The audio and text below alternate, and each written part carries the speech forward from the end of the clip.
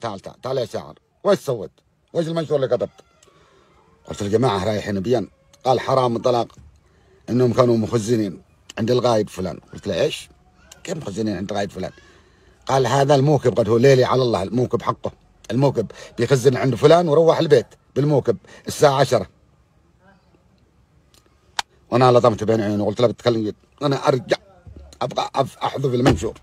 قلت لهم انا كتبت القوات هذا متجهه الوادي والصحراء، متجهه لحضرموت، تكلم جد.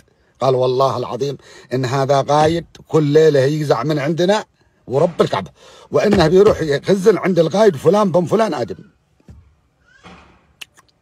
بيوقفون له الشوارع داخل عدن. وين يروح؟ يروح يخزن. وين يرجع بعدين؟ يرجع يروح البيت.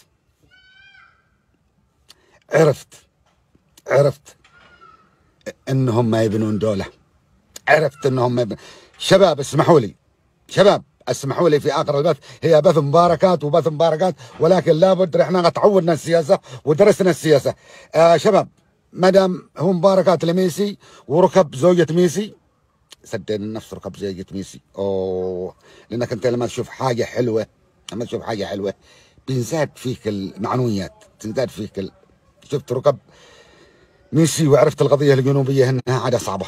على العموم، اذا كان الجنوب، رتصوا معي كلام مهم، اذا كان الجنوب بالشكل هذا، بالنظام هذا، بالممارسات هذا، بالعلوم هذا، انا اعطيكم قسمي من الجنوب، وانا سارحل من اليمن بشكل عام. ما ابغى لا جنوب ولا ابغى الشمال، ما ابغى لا جنوب انا بالنسبه لي، ولا ابغى الشمال. لك الحمد يا رب. الحين اكثر الناس بيتمنون النظام علي عبد الله صالح يرجع. يا شباب، في ناس كثير بالشارع، انا محتك بالشارع، بيتمنون تمر عليهم ليله القدر ويتمنون انه يرجع النظام ايام ما كان عايش علي عبد الله صالح. ما نتكلم، ما نادي، ما نتكلم، ما نتكلم. حتى الآن بيرتبون أمور المؤتمر، بيرتبون للمؤتمر الآن، للمؤتمر.